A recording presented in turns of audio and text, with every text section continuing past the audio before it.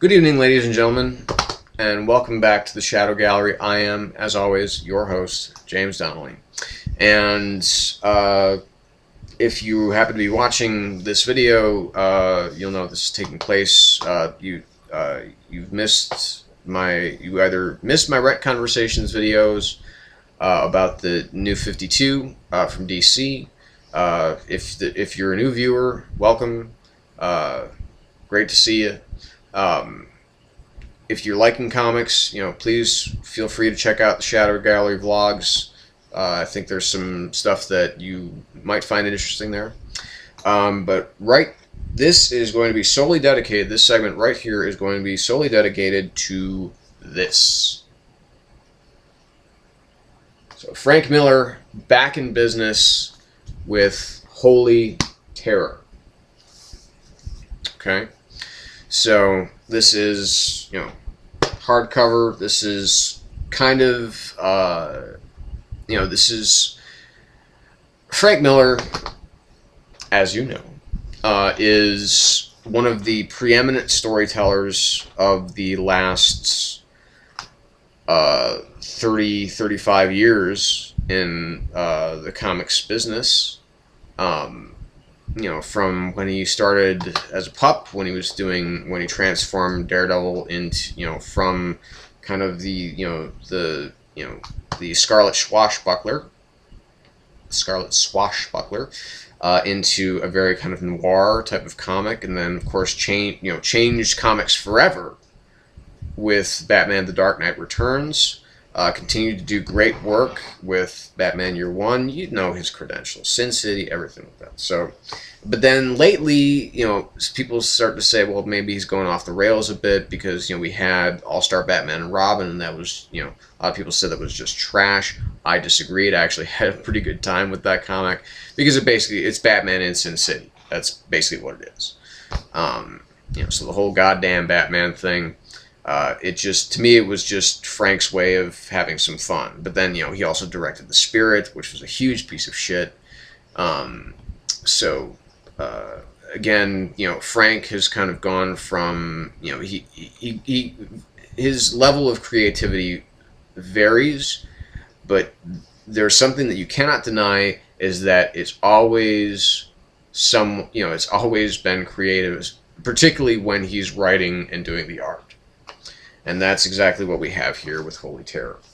Because we have essentially, a black and white comic here with, splotches of color, as he, did with Sin City. The format of this comic is, it's very, it is very Sin City-esque, but the actual format of the way that the pages are laid out in this kind of, in the long page as opposed to the, or I should say kind of the wide page as opposed to the, lengthwise page. I'm just having a hard time really describing it. The art, first of all, the art is gorgeous. The art is absolutely fucking beautiful. Okay. But what we're dealing with here, the main issue that we're dealing with here, of course, is we're dealing with terrorism. This is Frank Miller's long-awaited response to 9/11. It takes place in Empire City, New York, if you will, for our purposes here. This was originally, and you can tell, this was originally a Batman comic. This was going to be Frank's kind of return to Batman. This was before the whole, even before the whole All-Star thing. But it was going to be Frank's big return to Batman, where it was basically Batman versus Al-Qaeda in Gotham City. And that some big terrorist strike was going to happen there, and he was going to react to that. But here we have, instead of Batman, we have a character called the Fixer. The Fixer is very Batman-esque, and we have this other character here in the book, Natalie Stack, Cat Burglar. She's got the kind of S&M hood on. She's got the fishnet stockings. She's got the claws. This is it's Batman and Catwoman. Basically, it's Batman and Catwoman versus Al Qaeda. But they're not called that. Natalie Stuart, she doesn't have like a cool nickname like the Fixer does.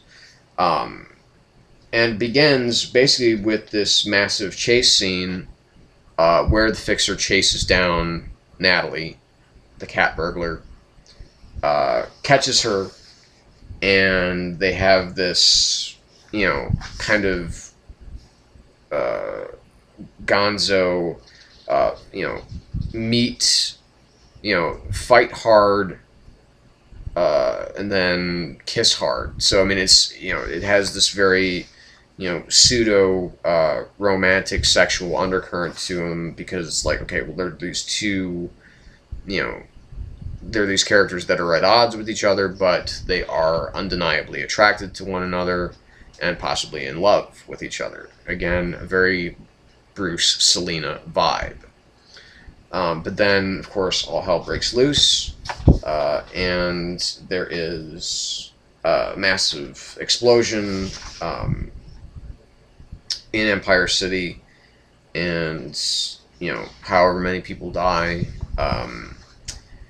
and it looks a little bit into the mind of at least a couple of the terrorists that are behind this attack, suicide bombers, and it's just it gives us, I mean, just looking at these pages, I wish that you could see them better. But I mean, it's just, the art, like I said, I mean, you cannot say, no matter what your feelings are about this book, you cannot say that, Frank is not trying to stretch the medium here. He's really working the comic medium. So again, and, we have Frank kind of doing his caricaturizations, not caricaturizations of pretty important people,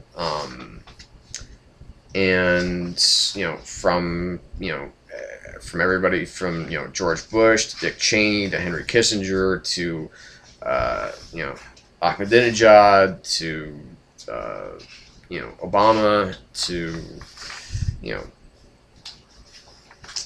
Condoleezza Rice, Joe Lieberman, Michael Moore.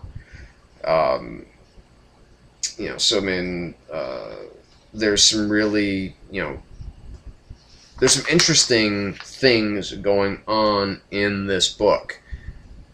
I'm not I mean, it is, if you will, it's kind of, I guess the best thing to say, not the best thing to say, but perhaps the most accurate thing to say, is that it's kind of a revenge fantasy book. It's very much, okay, but it doesn't end up that way.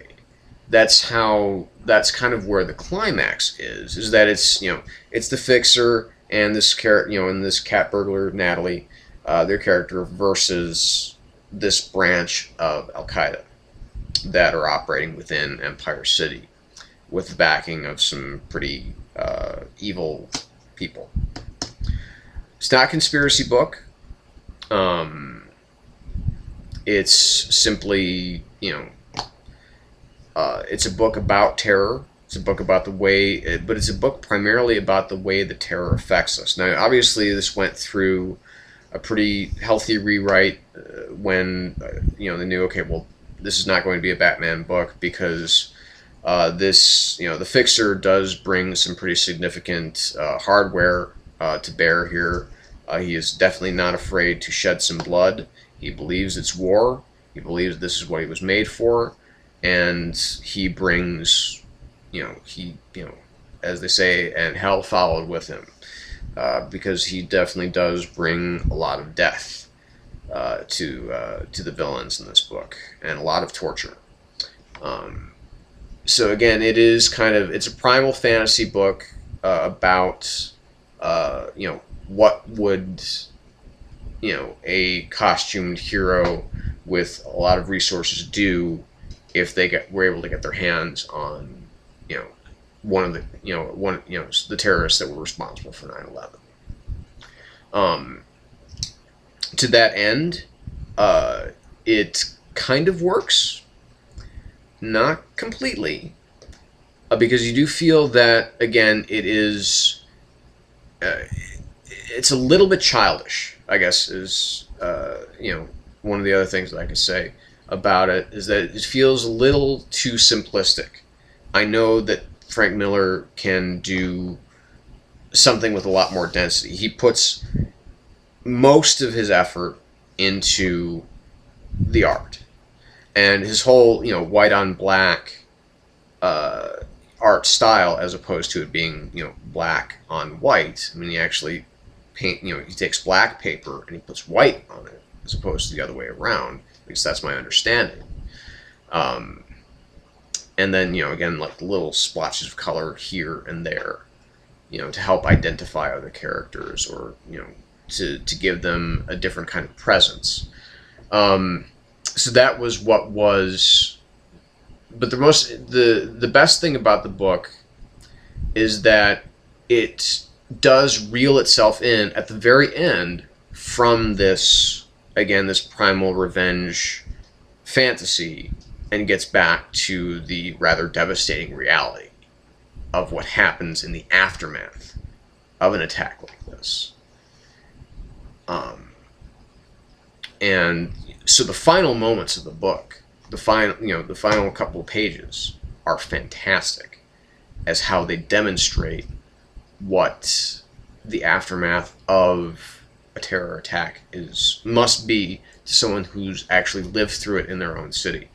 So I mean, it got me in the mindset of being, okay, well, this must be what a lot of New Yorkers felt for a long time after 9/11, and some of them probably still feel. I mean, we just, obviously just, the 10th anniversary just came and went. Thankfully, it was uneventful. And, this is just, so, because I've read some reviews and they were really kind of pissing all over it, saying, Frank Miller's lost it, and blah, blah, blah, the art's good, but everything else sucks. Well, I totally disagree. I think that, like I said, at times, yes, it does feel a little infantile.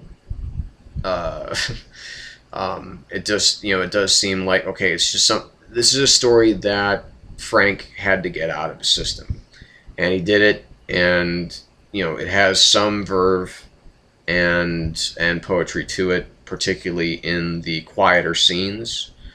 Dialogue's it is slapdashy, Sin City-esque, and again, you can really tell that, okay, this was originally supposed to be Batman and Catwoman. That's something you cannot escape. But like I said, the very final moment of the book is where it really shines. It almost kind of all leads up to just that last page, and just that, those last couple of panels. And, like I said, say what you will, this book and Frank Miller, they continue to expand the possibilities of what can be done with the comic book, how it can look, how it can feel, how it can sound. And, God bless Frank Miller for doing that, for continuing to push the boundaries of what a comic can be. I got mine from Amazon because they didn't have, I didn't know if they were even going to have any at my local comic book store, which they didn't, at least not by the time that I got there, but I ordered it through Amazon, and it actually came yesterday, so it came on comic book day. So I do recommend it. I would give this an 8 out of 10. I'd give it 10 out of 10 for the art, and about 6.5, 7 out of 10 for the writing. So all in all, a very solid 8 out of 10. Really good stuff. Could have been great, but it's just really good. So like, dislike, comment, subscribe. I'm here for you comics fans. So this is James Donnelly from the Shadow Gallery signing off, Have a great night and enjoy your comics.